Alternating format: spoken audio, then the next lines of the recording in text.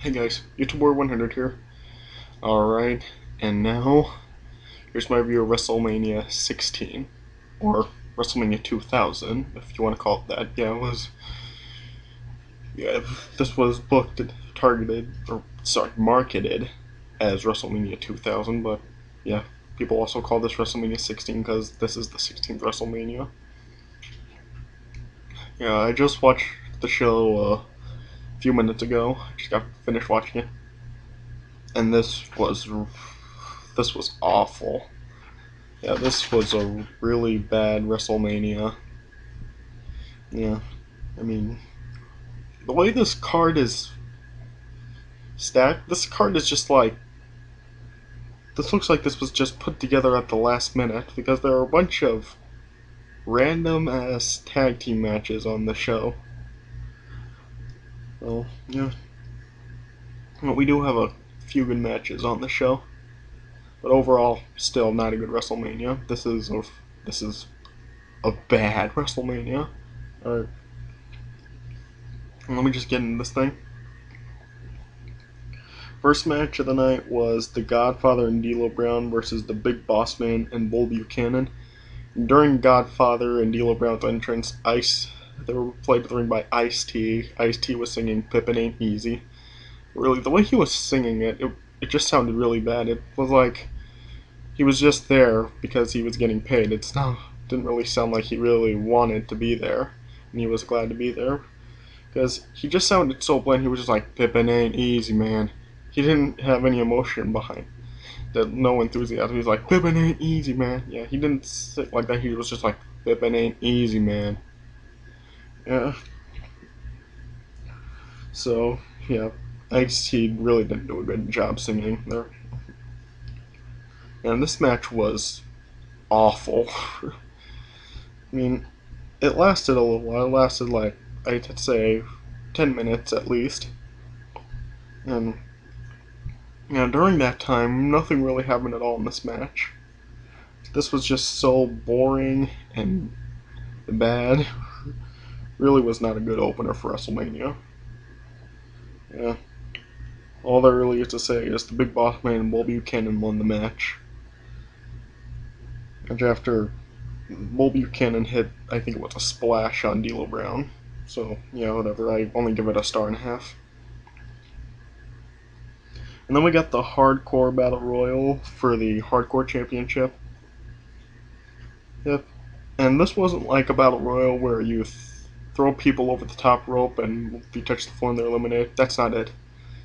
This kind of Battle Royal, there was a 50-minute time limit with 13 guys in it, and it was just whoever scores a pinfall or submission, whatever, wins the Hardcore Championship.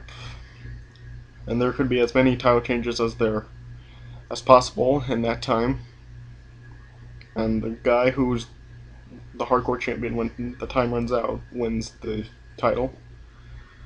So yeah, and the participants in the match were Taz, Viscera, the Mean Street Posse, Rodney, Pete Gas, and Joey Yabs. Hardcore Holly, Kai and Tai. Let's see who else. The Headbangers, the APA, and the current Hardcore Champion Crash Holly. Yeah, I'm not going to be rating this thing. I thought it was entertaining, yeah. But yeah, it was an enjoyable match. I can't really give this a rating though. Yeah, in the first 30 seconds of the match,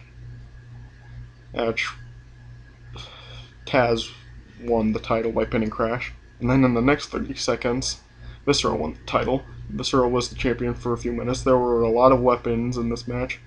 There were trays, cookie trays, and flags, and there was even a sink, and there were road signs, and steel chairs, and trash cans, you name them.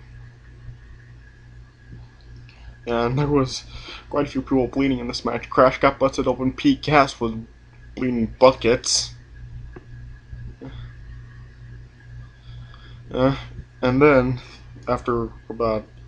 with less than 10 minutes to go, Viscera was on the top turnbuckle. APA threw him off, and they put Kai and Tai on Viscera, and they both were on Viscera, and they got the pin. And the referee gave the decision to Funaki since he got on Viscera first.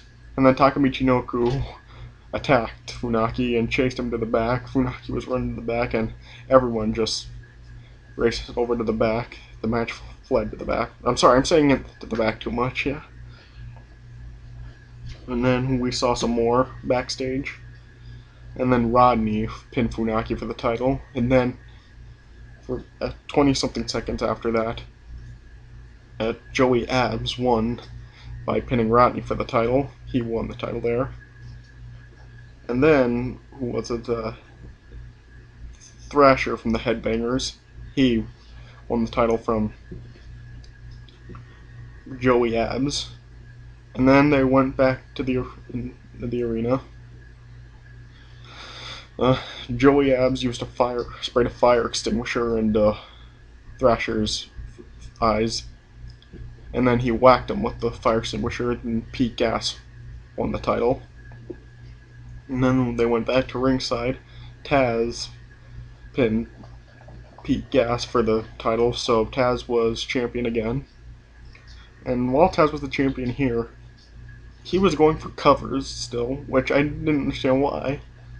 Even JR and King were wondering why. JR even said Taz didn't need to cover anybody because he was the champion.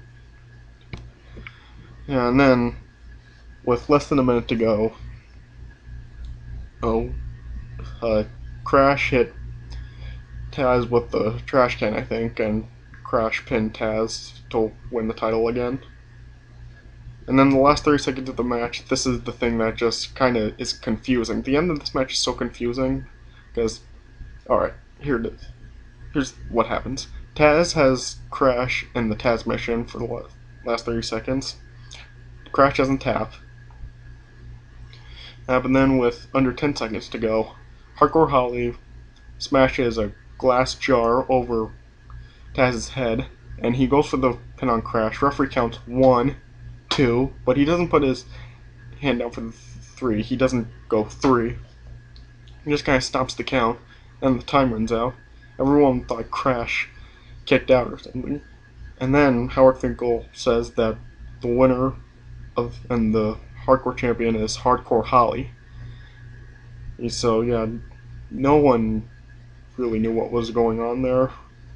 Yeah, they showed the replay and it didn't really help. It just showed what we saw before with the 1, 2, and no 3 count. Yeah, so yeah, no one really knew what to say about that. So Hardcore Holly won the Hardcore title, I guess. So yeah, whatever. It was a real confusing ending, but still no rating for it.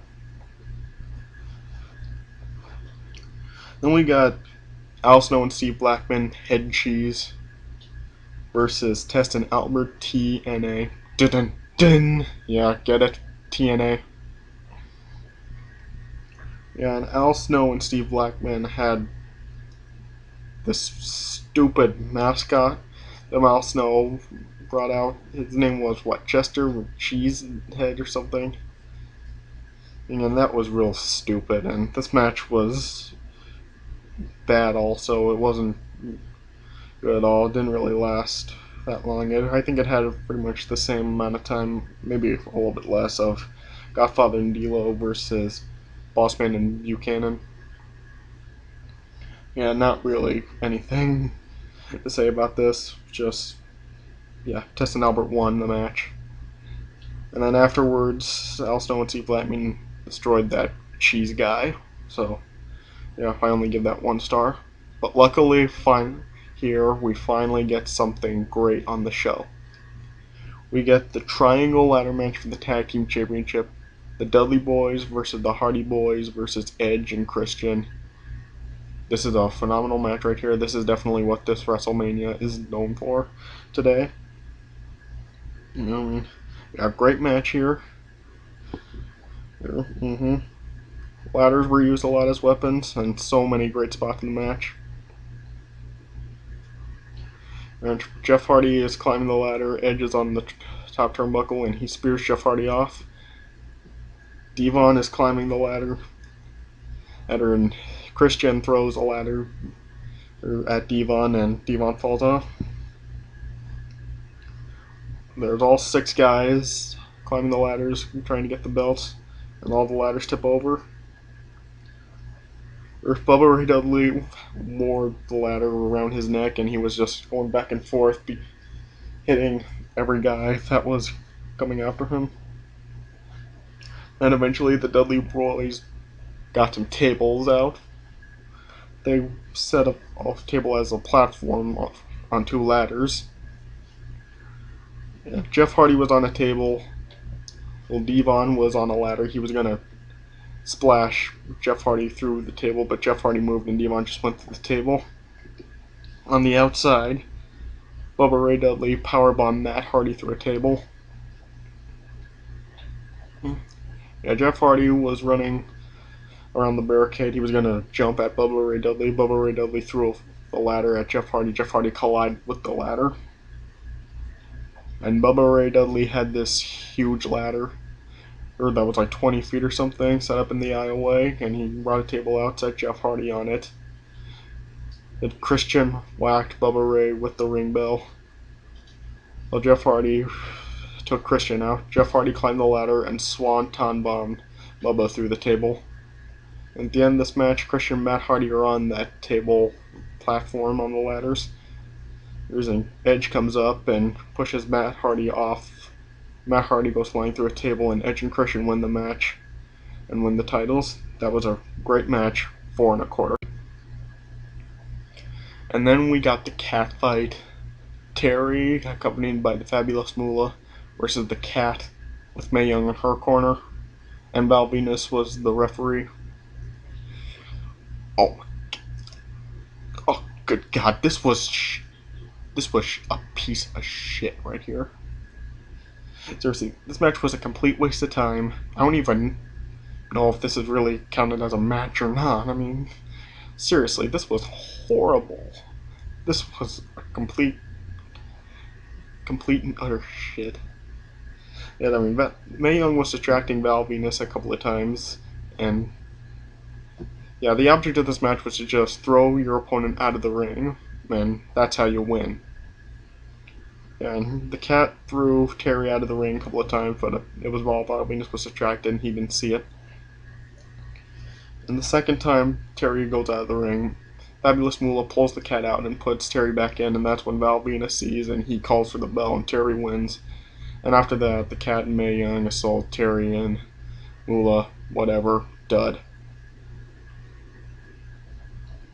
And then we got 6-person tag team match, the Radicalz. Was Dean Malenko, Perry Saturn, and Eddie Guerrero versus Chyna and Too Cool, Scotty 2 Hotty, and Grandmaster Sexy. I guess this was okay. Yeah, it was alright back and forth between the 6 people in the match, Yeah, Chyna did alright this match. I like the double worm spot with Dean Malenko and Perry Saturn, or Sky 2 Hotty, both get the woo woo woo, and he used both hands for the BAM! Yeah, I like that. And yeah, at the end of this match, Chyna gets a power bomb on Eddie Guerrero, and she pins him for the win. And so, yeah, Chyna and Too Cool win. That was an okay match. I give it 2.5 stars.